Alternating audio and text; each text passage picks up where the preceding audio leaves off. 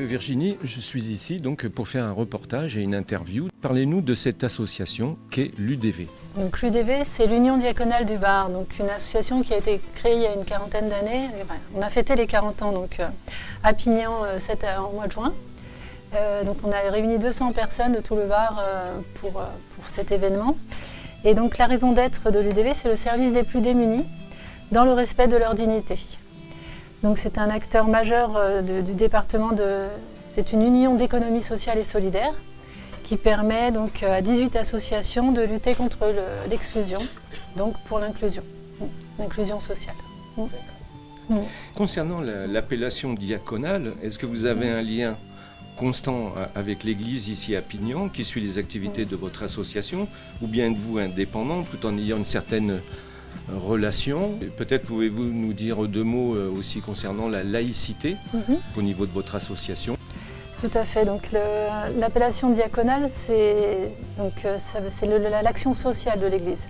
Donc on parle de l'Union diaconale du Var. Voilà, c'est le lien avec l'Église, il est par rapport à l'action sociale, et la diaconie, c'est à l'échelle du département.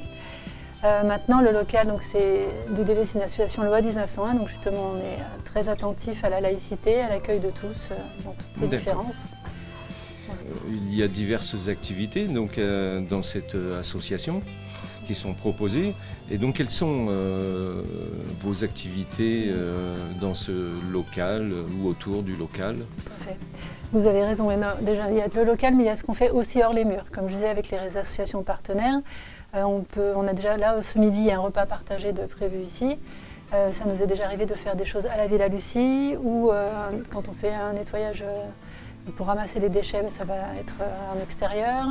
À Jardin Soleil, il y a un petit jardin pédagogique, ça peut se passer là-bas. Il y a des armoires à livres aussi, ça peut être hors les murs. Quand on parle de tiers-lieu, ce n'est pas le lieu qui est important, c'est la communauté. Et donc les activités qu'on a pu développer après ici spécifiquement au local, on a le lundi matin la réunion des bénévoles. Après, il y a de l'alphabétisation. Donc c'est un bénévole qui vient aider des colloques de la Villa Lucie pour améliorer le français à l'écrit et à l'oral. Et ensuite, on a de l'entraide informatique. Donc je parlais des activités. Donc le lundi après-midi, on a de l'entraide informatique. Le mardi matin, de nouveau de l'alphabétisation. Et le mardi après-midi, un club d'échecs où on peut faire d'autres jeux aussi. L'idée, c'est d'ouvrir après l'école, comme l'entraide informatique. On ouvre à 4h30, il y a les familles qui sortent de l'école, les gens qui viennent nous rencontrer. Ensuite, le mercredi, il y a un créneau de libre le mercredi matin. Si vous avez envie de développer des activités, venez nous voir. Et le mercredi après-midi, donc pareil, si vous voulez participer à des activités en famille ou sur je pense qu'on va faire un mercredi sur 2 jeux et un mercredi sur 2 ateliers créatifs autour de la créativité, de plein de choses comme ça. Le jeudi matin, donc comme ce matin, on est autour de la cuisine, on fait aussi des ateliers couture. Et une fois par mois, comme aujourd'hui, il y a le repas partagé. Le jeudi après-midi, c'est la calligraphie, donc on aura l'occasion de voir tout à l'heure. Et le vendredi matin, c'est les patouilles, donc c'est des assistantes maternelles et des familles, des jeunes parents qui viennent avec des 0-3 ans pour faire des ateliers créatifs, sensoriels, de la musique, des manipulations, voilà. D'où le nom des patouilles. D'accord, donc tout le monde peut être porteur de projets en définitive. C'est ça, c'est vraiment une pépinière de projets. Le principe du tiers-lieu, on avait été visiter celui de Toulon. Voilà, comme aujourd'hui, on a le verre d'eau, on propose juste un verre d'eau, on s'assoit, on discute, on fait connaissance. La porte, il y a marqué entrée libre, c'est pas pour rien. Tout le monde est bienvenu. Et donc voilà, on partage des moments qui, petit à petit, à force de discuter, on fait des projets. Et le programme s'est fait comme ça, tout simplement, il y a 1 an maintenant. Très bien, donc j'allais dire quelles sont les personnes qui participent à la vie du local, mais vous venez de nous l'expliquer, si j'ai bien compris. Après, il y a les réseaux sociaux aussi, donc il y a les bénévoles qui organisent avec moi, il y a les réseaux sociaux qui nous permettent aussi d'avoir plein de gens qui vont proposer des choses ou qui vont faire des dons aussi, parce que ça vit grâce à la solidarité du village, et des autres communes aussi qui viennent participer. On a aussi, comme on veut faire des actions solidaires, il y a des gens qui viennent juste déposer des mégots des fois.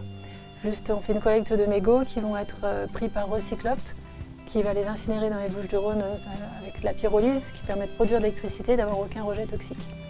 Il y a les bouchons en plastique qui sont collectés, les bouchons en liège. Donc il y a des gens des fois qui passent juste pour ça, pour faire une collecte, on dit 3 mots, ça permet de créer des liens aussi autour d'un acte, d'une action solidaire et écologique. et de voir du monde aussi, d'être en lien. D'accord. Avec qui travaille le tiers-lieu, si je puis dire? Donc l'UDV, en tant qu'acteur de l'insertion, développe ce tiers-lieu. La communauté de communes aussi du Cœur du Var avait imaginé que les tiers-lieux pouvaient être un bon outil pour dynamiser les centres-villes. Donc là, pour l'instant, les partenariats, donc ça a commencé avec France Relance.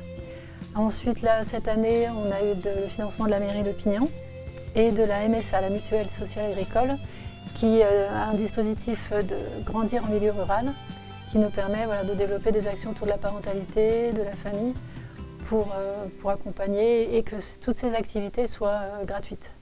Ou en tout cas que les gens puissent participer de façon matérielle. Voilà, on va amener du thé, du café pour avoir la convivialité, un repas ou du matériel pour faire des bricolages, des ateliers créatifs.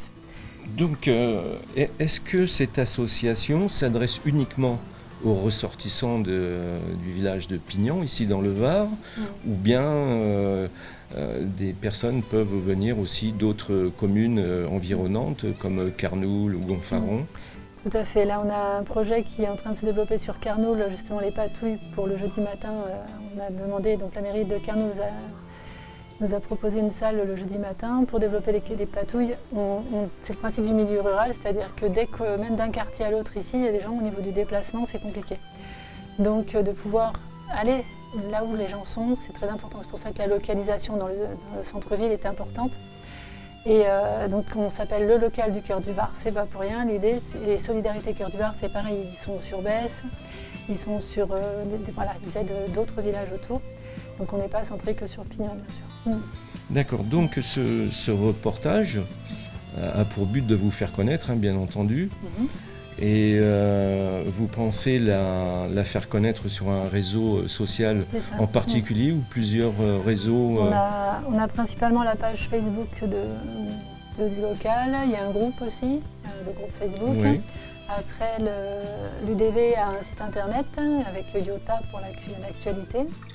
Donc voilà, ça peut être diffusé. D'accord. Alors, est-ce que vous avez quelque chose à ajouter pour finir, pour clore cette interview? Sur les projets, donc là on va se réunir avec les partenaires de nouveau pour développer les projets. Et on voit avec la CAF aussi, la Caisse d'allocation familiale, qui peut éventuellement nous soutenir pour que ce projet perdure et que jusqu'à présent il y a eu 70 personnes qui sont venues participer aux différents projets. Donc pour que ce projet continue, on espère avoir l'aide de la CAF pour créer un espace de vie sociale et avoir des financements en conséquence parce qu'il y a un loyer à payer et la coordination, tout ça. Très bien, Virginie. Écoutez, je vous remercie beaucoup. Merci à vous. Tout en vous souhaitant une bonne continuation. Merci beaucoup. Et je vous dis, un de ces jours, peut-être lors de vos activités ou lors d'un prochain reportage dans Pignan ou autour de Pignan. Et puis je vous dis à bientôt. À bientôt. Messieurs, dames, chers auditeurs, au revoir.